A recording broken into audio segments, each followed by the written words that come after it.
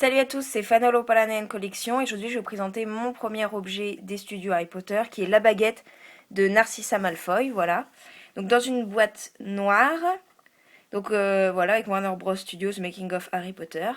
Donc j'avais pas prévu d'acheter de baguette au studio, mais quand je l'ai vue, elle m'a vraiment fait énormément envie. J'adore cette baguette, j'adore la baguette, enfin les deux baguettes des parents de Drago, je les trouve toutes les deux magnifiques et très travaillées. Donc le prix 24 livres 95. Donc ça fait à peu près 31 euros. Donc voilà, comme les baguettes Noble Collection. Donc la baguette, elle est comme ceci, dans un étui. Voilà, ça c'est la même matière que les boîtes Noble Collection personnages.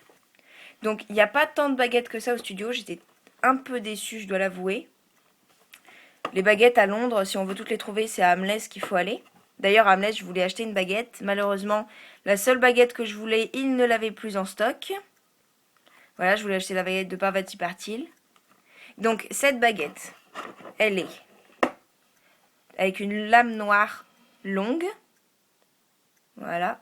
Ici, des petits croisillons, donc imitation métal. Donc, c'est tout en résine, hein. Ensuite, là, deux anneaux qui font extrêmement penser aux deux anneaux de la baguette de Lucius, de la canne baguette de Lucius. Ici, ils ont quasiment les mêmes, mais beaucoup plus gros. Ensuite, le manche avec plein de petits points, donc on peut penser que c'est des clous.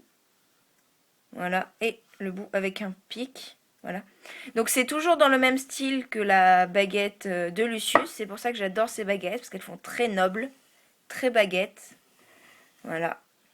Donc, elle mesure à peu près, alors que je vous dise pas de bêtises, elle mesure environ 35-37 cm, il me semble. Je ne me rappelle plus très bien. Il faudrait que je la remesure. Voilà, c'est vraiment une très belle baguette. Donc comme je disais, oui, les baguettes des studios, il n'y en a pas beaucoup. Il y a celle-là, celle d'Albus, celle de Ron, celle d'Harry, celle d'Hermione, celle de Bellatrix Lestrange, celle de Fleur de la Cour, celle de Maugré, celle de McGonagall. Voilà, je crois que c'est tout. Celle de Drago, il me semble aussi. Enfin voilà, ça fait vraiment pas beaucoup de baguettes par rapport à ce qu'on peut trouver ailleurs. Alors c'est pas la même matière que les baguettes normales. Voilà. Donc je vais vous raconter maintenant un peu l'histoire de la baguette de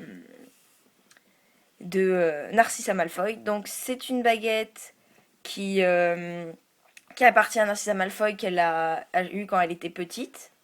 Voilà, une baguette très noble. Donc elle la garde jusqu'au 7e film. Et c'est là qu'on la voit en fait. C'est Drago qui donc récupère cette baguette une fois que Harry vole la baguette de Drago. Donc Drago récupère la baguette de sa mère.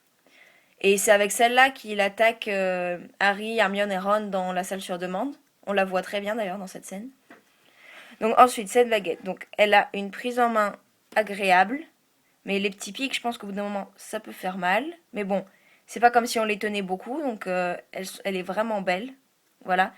Alors j'étais vraiment surprise. Elle est très légère pour son poids. Elle est à peu près aussi légère que celle de Rogue en boîte, personnage. Celle de Rogue est beaucoup plus fine. Donc c'est très agréable. Et voilà. Donc vraiment une jolie petite baguette.